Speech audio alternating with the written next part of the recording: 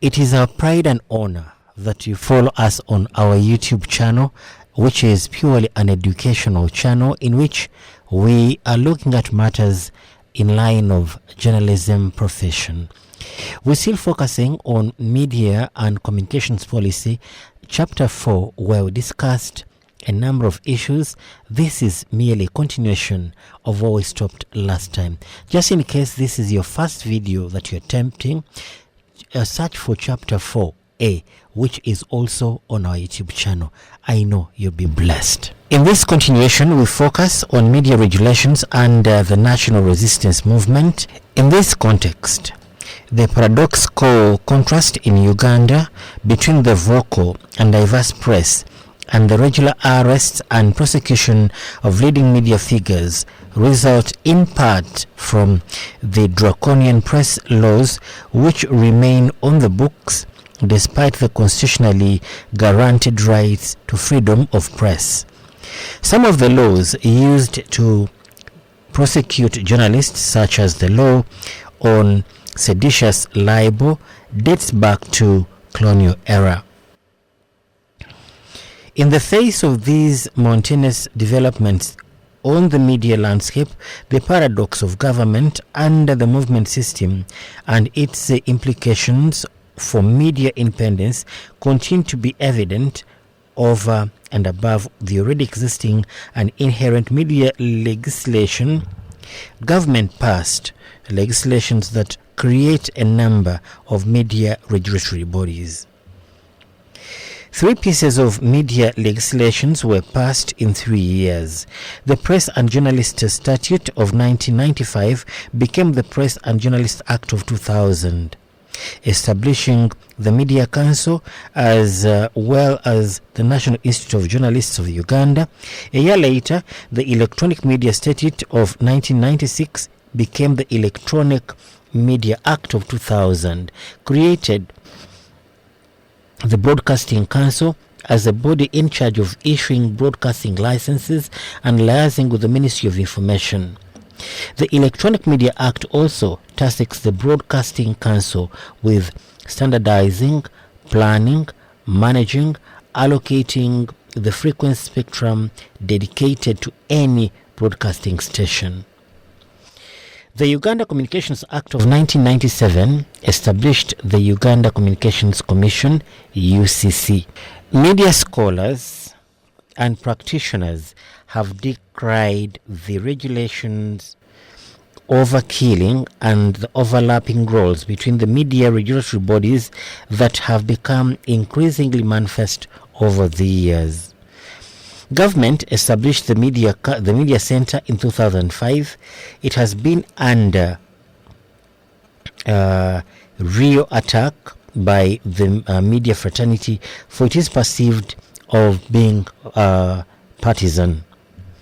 The following excerpt from the release by Media Council highlights why its objectivity as a government agency has been challenged. Actually, in Uganda, freedom of expression is so great that it is often abused by certain self-appointed political analysts who have made it their personal mission to slander President Yoweri Museveni openly in the media, verbally, and through their writings.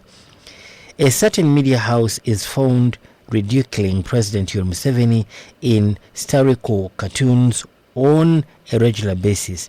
Why don't human rights organizations say anything about that? In the wake of increased terrorist activities globally, the Anti-Terrorism Act 2002 was passed, to be followed by the Access to Information Act in 2005. The shift to multi-party dimension. Now, the condition of media freedom in Uganda has progressively deteriorated since the return of multi-party politics is not to suggest that the country should not. The programming innovation of the interactivity talk shows was to become a big success. Capital Gang became the flagship talk show program of Capital Radio and earned itself a high reputation for the spirited and no held barred debate of its gangsters, Capital Gang ever hosted Yoweri Kaguta Museveni in 2003. A popular variant of talk shows was the open-air people's debate, the Ebimeza, that were innovated by Radio 1. Their popularity was quickly exploited by other radio stations that copied the format. Government did not fail to appreciate the implication of popular participation in the Ebimeza, which actually had to spread even to other parts of the countryside by 2002. In reality, in 2002, the information minister attempted to bar the Ebimeza, but a compromising situation was agreed upon, and the debate were from then on conducted in studios. Even the studio version of the Ebimeza were eventually banned by the Broadcasting Council following the September 2009 riots, as at June 7th, 2010, 244 radio stations with 45 in Kampala district alone and 41 television stations had been licensed. Now, our focus be drifted a little to look at the challenges faced by the media industry in Uganda. One is higher taxes. If you compared the licensing fees charged annually by the Uganda Broadcasting Corporation against radio stations and television stations, then what is listed here will be the evidence that will actually anger you to the greatest. Number two, there is government interference, which sometimes has even provoked government to switch off particular radio stations. Remember the saga when Central Broadcasting Services were thrown off air and their license invoked. To date, they still work, but under strict orders from the Uganda Communications Commission. Then there are also financial problems, which have even manifested through failure to even pay the professional workers on these radio stations. Then there are higher levels of illiteracy countrywide, which provoke people from adopting to the different programs that are set. And then development of website, which is becoming a serious threat.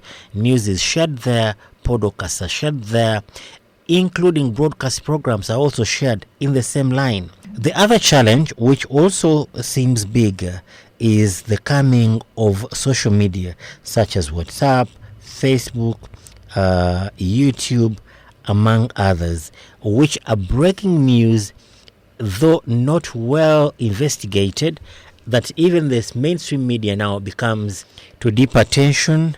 Then there are also low listenership, low readership for papers, lack of printing material, circulation declines, intimidations by the state, inadequate training, divided press between the Uganda Journalists Association and the National Institute of Journalists of Uganda. Let's look at the greater overview of the state involvement in the media on the continent of Africa at large.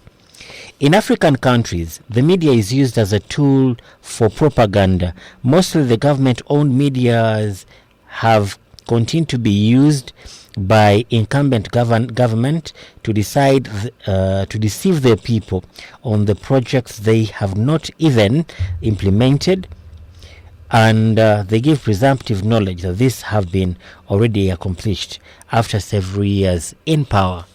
However, media ought to serve or perform the following tasks in such an environment. 1. Media should be truthful, accurate, fair, objective, and maintain the principle of relevancy. Number 2, media should be free but self-regulated. Number 3, the media should follow agreed codes of ethics and professional conduct. And number 4, under some circumstances, government may need to intervene to safeguard the public interests. Well, I'll take the opportunity now to explain about Article 19 of the 1948 Universal Declaration of Human Rights, which states that everyone has the right, including freedom, to hold opinion without interference and to seek, receive, and impart information and ideas through any media and regardless of its frontiers. Remember, to this note, a strong democracy fully depends on information and knowledge. The sources of this information have greater backing of availing greater knowledge to everybody. Now, the greater our knowledge, the more intelligent we can select our representatives in government at all levels, and the better we can guide their decisions. A report from the Common Cause Education Fund in 2008 said media cannot play its role effectively unless it is independent from the government interference. A variety of sources of information independent of each other is essential as well. On many issues, media outlets will, to varying degrees, reflect the interests of their individual owners. It should be noted, however, that the role of the media are not solely to make profits for their own corporations, but also to avail knowledge, information, and education to the masses. The media is to serve the public interest and may make money while doing so. A closer look at the relationship between the media ownership and democracy in countries known to uphold freedom of expression for decades will give us clear light of how much work we need to make this union a stronger one that will bring about political stability and democracy in Africa. Well, this brings us to the end of our discussion in line of chapter 4. I'll again come back to you in the next episode of our YouTube channel, and this time round we'll be discussing chapter 5, where we'll focus on the broadcasting systems. Also after that, evaluate the dangers of public service broadcasting and the advantages as well. Then I think when we discuss that, we shall be done with chapter 5, which I hope will also do you well. Just in case you have not subscribed to our channel, please find it and subscribe it. We have too much to share. After this media and communications policy, we will go back and look at the practical knowledge of how to build radio programming and production.